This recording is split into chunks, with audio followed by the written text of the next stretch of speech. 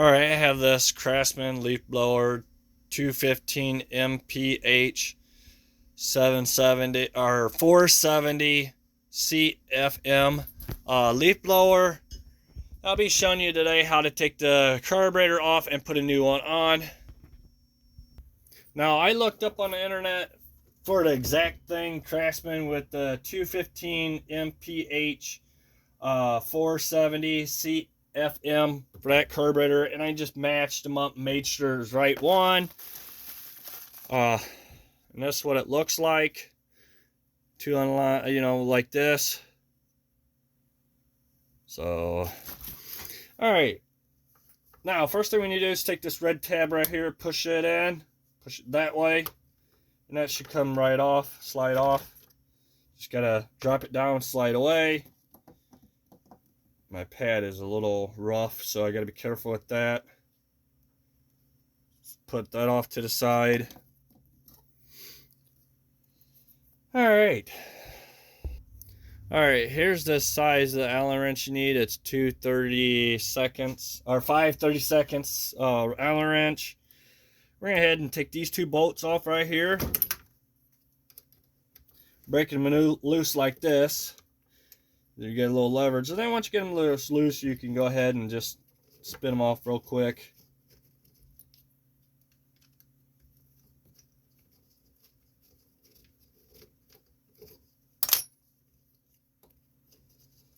And then their carburetor just sets, so be careful you don't lose it. I'll set that to the side. Right, here's the carburetor. Well, in this carburetor, you see how I unhooked it, but this is a different carburetor, so go ahead and get your gas lines unhooked. Remember which one goes where.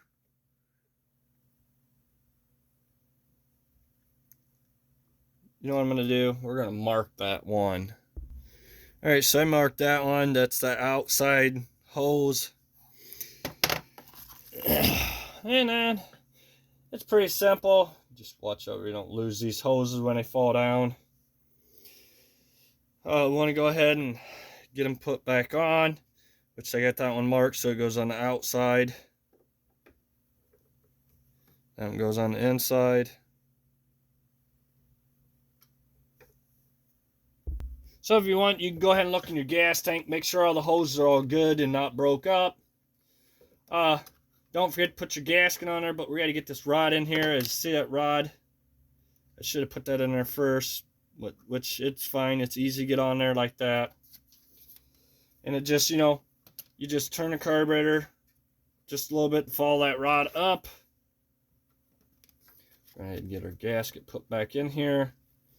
That's very important.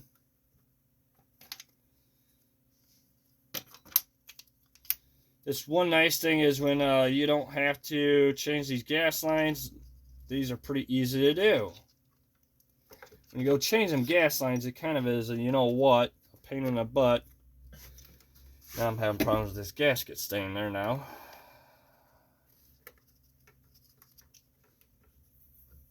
So just get that gasket lined up in there. Trying to get it on that carburetor with the bolts so it stays there. There we go, got one started.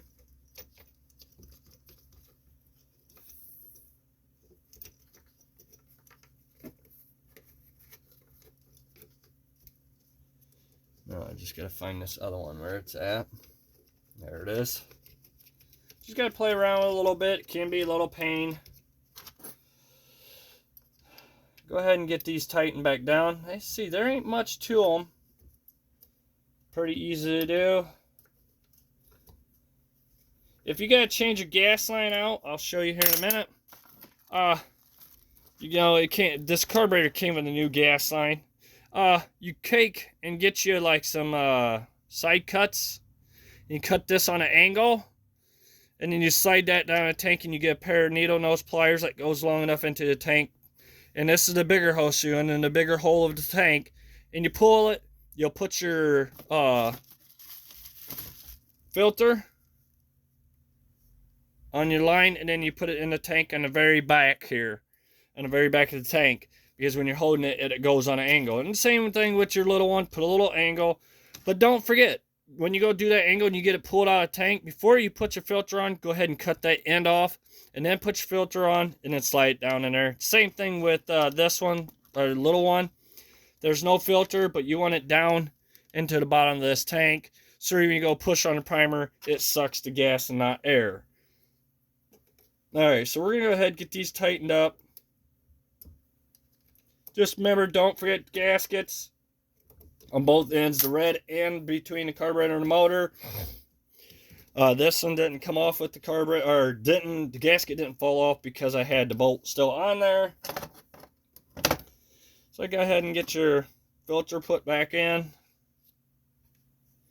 Mine didn't come with a new filter, so we're going to still make that one work. And then we go ahead and get this past that tank a little bit, get it clipped into there. There it is. Just like that. And then there you go. You put your primer, put it on start, make sure your switch is on. When you push on these primers, wait until it fills up before you want to start it, because then it's filled and you know it's going to work. And then start it. Thank you for watching. Please subscribe.